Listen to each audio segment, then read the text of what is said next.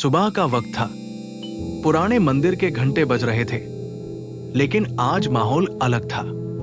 मंदिर के अंदर अचानक हल्ला मैक गया था। लोग अचंभित थे, पुजारी परेशान थे, क्योंकि भगवान जगन्नाथ की मोतियों की माला गायब थी। ये कैसे हो गया? सब एक दूसरे को देख रहे थे। सीसीटीवी चेक किया गया। स्क्रीन्स पर रात का फुटेज चल रहा था और सबकी आंखें खुली की खुली रह गई।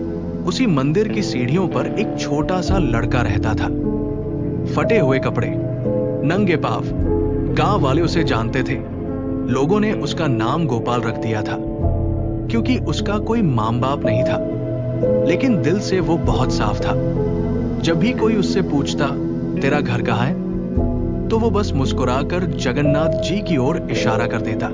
वो रोज भगवान जगन्नाथ से बात करता था, जैसे कोई अपने सबसे अच्छे दोस्त से करता है।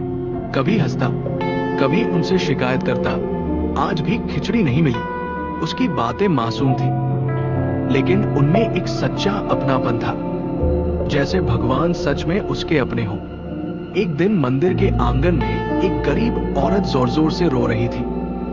उसकी आंखों से आंसू रुक ही नहीं रहे थे। लोग उसके पास से गुजर तो रहे थे, लेकिन कोई ठहर कर उसकी मदद नहीं कर रहा था। तभी गोपाल धीरे धीरे उसके पास गया। उसने प्यार से पूछा, क्या हुआ मां? आप इतनी परेशान क्यों हो? औरत ने रोते रोते बताया, मेरा बच्चा बहुत बीमार है, मेरे पास पैसे भी नहीं हैं। गोपाल का छोटा सा दिल भर आया।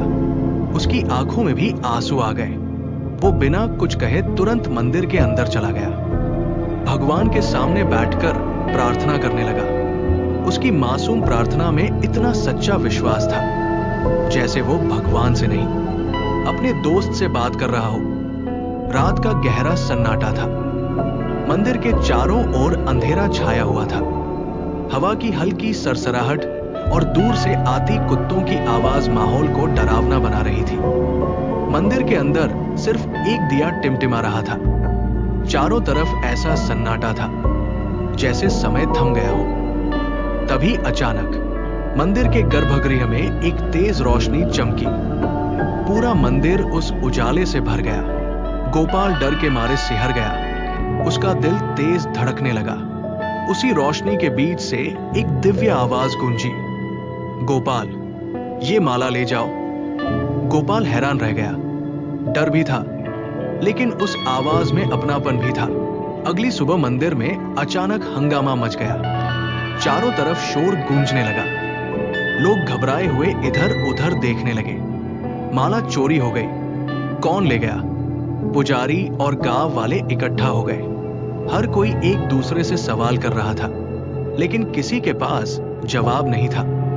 तभी अचानक सबकी नजर गोपाल पर जाकर ठहर गई। वो एक कोने में चुपचाप खड़ा था, जैसे कुछ समझ ही नहीं पा रहा हो। लोग उस पर चिल्लाने लगे, यही है चोर, इसी ने माला चुराई है, हमने इसे मंदिर के पास देखा था। गोपाल डर के मारे कांपने लगा। उसकी आंखों में आंसू आ गए, लेकिन वो कुछ बोल ही नहीं पा रहा था। उसे खुद समझ नहीं आ रहा था कि क्या कहे, कैसे बताए कि वो चोर नहीं है। मैंने कुछ नहीं किया। लेकिन उसकी मासूम आवाज उस शोर में कहीं दबकर रह गई। गुस्से में अंधे हो चुके लोगों ने बिना कुछ सोचे समझे उसे पकड़ लिया और मंदिर के बाहर धक्का दे दिया। अब गोपाल बिल्कुल अकेला था। उसके पास कोई नहीं था, ना अपना कहने वाला, ना उसकी बात सुनने वाला। तेज धूप सिर पर जल रही थी और वो मंदिर की गर्म सीढ़ियों पर चुपचाप बैठा था। भूख से उसका हाल बहुत खराब था।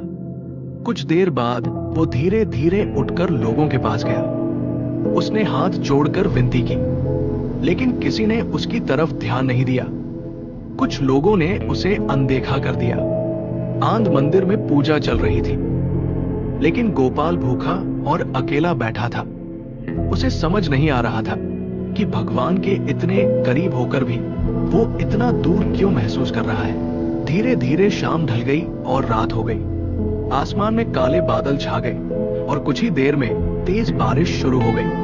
ठंडी हवा के साथ गिरती बारिश की बूंदें जैसे सारा माहौल और भी सन्नाटा भरा और डरावना बना रही थी। गोपाल वही मंदिर की सीढ़ियों पर बैठा रहा। बारिश लगातार उस पर गिरती रही और वो पूरी तरह भीग चुका था।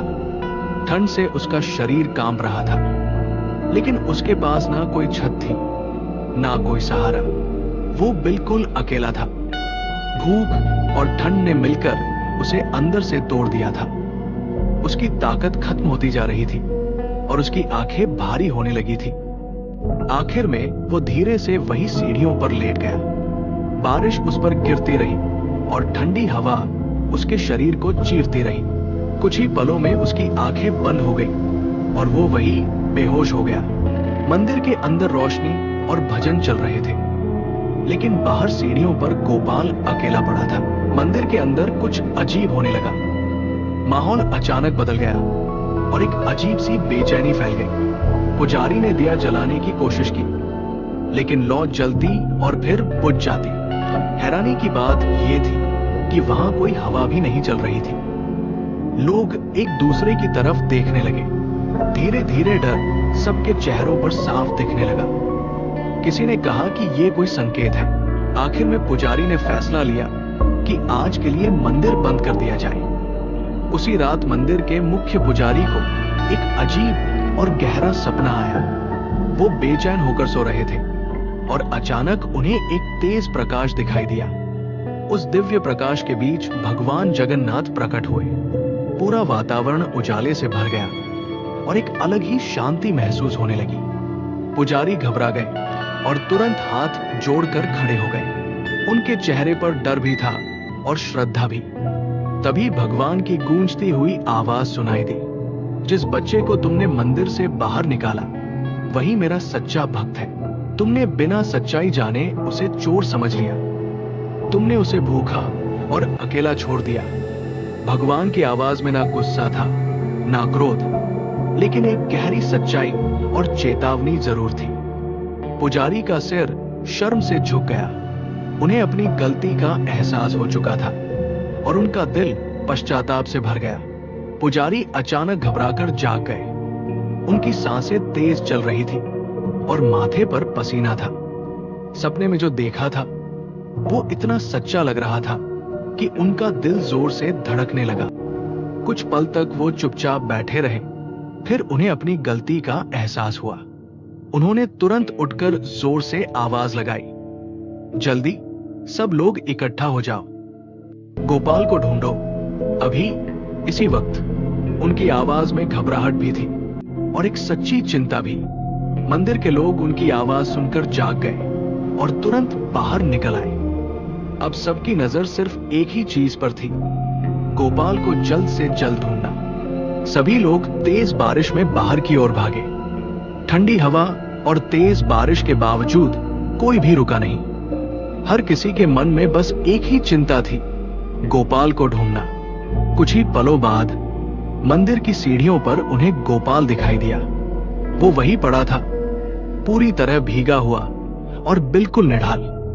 वो बेहोश था, उसका शरीर कमजोर हो चुका था और सांसें बहुत धीमी चल रही थी। ऐसा लग रहा था जैसे उसकी जिंदगी धीरे धीरे उससे दूर जा रही हो। इस बार किसी ने उसे नजरअंदाज नहीं किया। सबकी आंखों में चिंता और पछतावा साफ दिखाई दे रहा था। सभी लोगों ने मिलकर उसे धीरे से उठाया। किसी ने उसे संभाला तो किसी ने उसे ढकने के लिए कपड़ा दिया। फिर वे उसे सावधानी से मंदिर के अंदर ले आए ताकि उसकी जान बचाई जा सके। मंदिर के अंदर का माहौल पूरी तरह बदल चुका था। जहां कुछ समय पहले शोर और आरोप थे, वहीं अब हर तरफ सन्नाटा और दुख फैल गया था। सभी लोगों की आंखों में आंसू थे। किसी को अपनी गलती पर यकीन नहीं हो रहा था और हर कोई अंदर ही अंदर टूट चुका था। लोग हाथ जोड़कर भगवान के सामने खड़े थे। उनके चेहरे पर पछतावा साफ दिखाई दे रहा था और दिल में सिर्फ एक ही भावना थी, माफी मांगने की। सभी एक साथ भगवान से प्रार्थना करने लगे, भगवान हमें माफ कर दो। हमने एक निर्दोष बच्चे के साथ बहुत बड़ा अन्याय किया है। हमें हमारी गलती का एहसास हो गया है। कृपया हमें क्षमा कर दो। उनकी आवाज में सच्चा पछतावा था। अब कोई घमंड नहीं था, कोई आरोप नहीं था, सिर्फ विनम्रता और प्रार्थना थी। इस कहानी से हमें एक गहरी सीख मिलती है। सच्ची भक्ति दिखावे या शब्दों में नहीं होती, बल्कि दिल की सच्चाई और इंसानियत में होती है। भगवान के लिए सबसे बड़ा मंदिर किसी इमारत में नहीं, बल्कि एक साफ और सच्चे दिल में होता है। हमें कभी भी किसी को उसके हालात या रूप देखकर नहीं परखना चाहिए।